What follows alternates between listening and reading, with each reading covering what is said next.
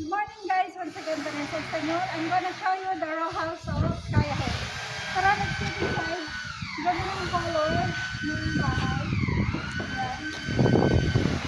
Good. Ayan po, ang turnover, ganito po siya. Ayan, may kisame na rin po. Ayan, bahala na po kayo mag-design. Bahala na po kayo sa interior design. Ayan po.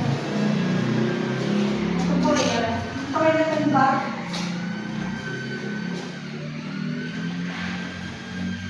Ito ba yung toilet and bath? Ayan. Ang ganda, diba? May kisame na, included na. And then, ito po yung dirty kitchen. Ito po, guys.